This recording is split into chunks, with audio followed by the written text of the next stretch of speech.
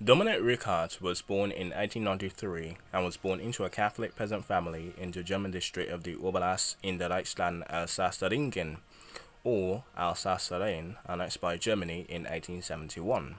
He received a school education and then at age 13 joined his family in working on their farm. He worked on the construction of a local railroad branch for several years to supplement his family's income. Richard grew up speaking the Alsatian dialect at home and German in school, and recalled having mostly forgotten his French by the time of World War One. On the 16th of October 1913, Richard was called up for military service and assigned to the 1st Company of the Infantry Regiment 112, based in Mühlhausen.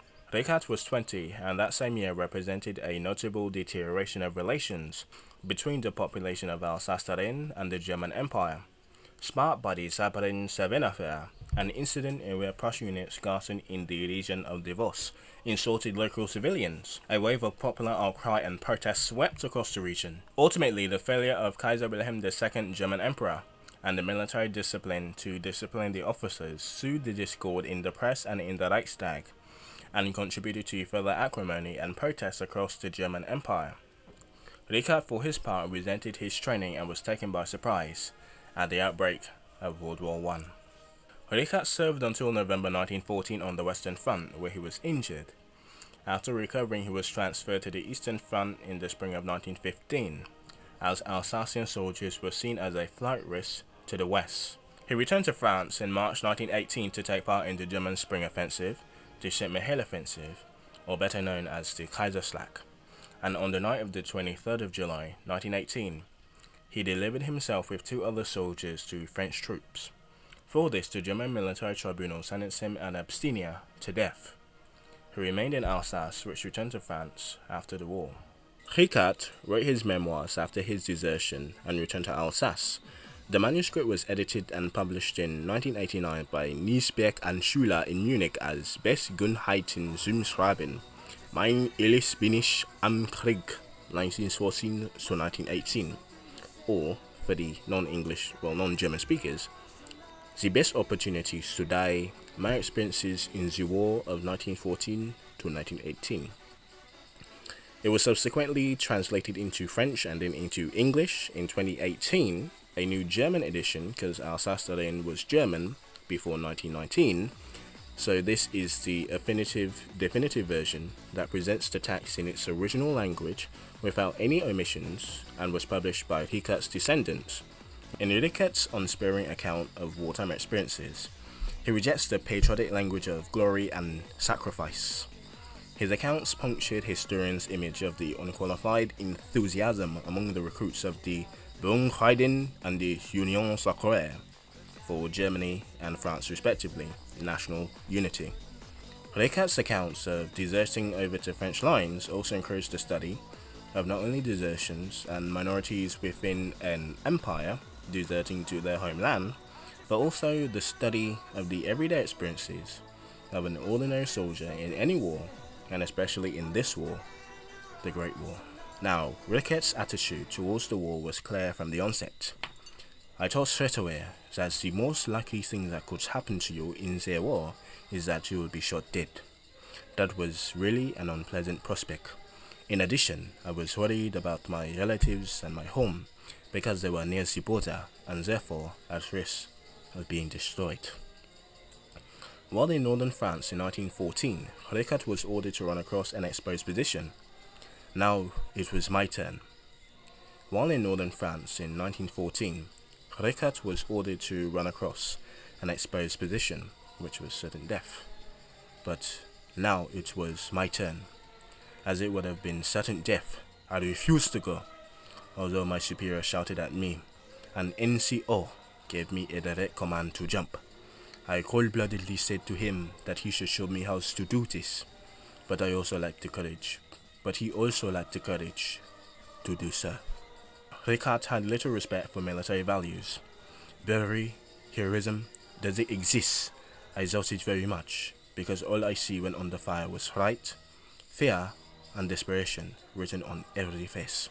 But I do not see courage or bravery at all, because in reality, it's only the fearful military discipline, the force that drives the soldier, towards his death. In 1942, during the Second World War, Alsace Lorrain was in German hands yet again, and Dominik Richert's two sons were called up for military service. In view of his experiences of the First World War, he encouraged them to escape across the border to Switzerland. As a result, he and his wife were then sent to forced labor camps in Germany. His sons did escape and join the French resistance, not making it to Switzerland, or wanted to join the French resistance. Richert and his wife returned home at the end of the Second World War. Their health, unsurprisingly, had suffered as a consequence of their treatment in Germany, but thank God for living through all that. Both his sons also survived the war. Now, before we go, not being so existential or being what do you call it? I forget the word, but it's when artists and stuff are like, I forgot the word. It was on the tip of my tongue for the whole day, for the whole week. But anyway, was Dominik Richert a traitor? Was he a nationalist? Of course not. Was he a farmer? Was Dominik Richert a traitor? Did he wanted to be a Frenchman or German? Was he a pacifist? Was he a warrior? Was he... I don't know. Was he the German kind of French Louis Bratha? As he was socialist, he didn't care about the war, he didn't want to be in the war, but he fought and saw the experiences of all his fellow Frenchmen. But even though Richert is French, he was born into a German empire.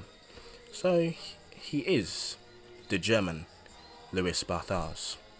And if you remember Louis Bratha from the first season, I apologize, but that's all we can do. He was not a traitor, he was a deserter, he wasn't a hero. He was just your everyday man in the trenches trying to survive 416 weeks, I believe, or more accurately, 4 years of bloody war from the trenches of the Western Front to the Cossack hordes and the Mongols, or the Cossack hordes of the Eastern Front. Sorry for being a little bit racist. But seriously, he did survive all of that. Then he survived a forced labor camp, which would turn into concentration camps. So he was a man more than, well, I don't know how to end this. He is the German Louis Bratha. And with every German episode, we're trying to finish with a quote. So let's get it. Graffigkeit Helduntum. Graffigkeit Heldendum. Graffigkeit Hendentum. Gib ich sie. Ik bezweifel in Scha.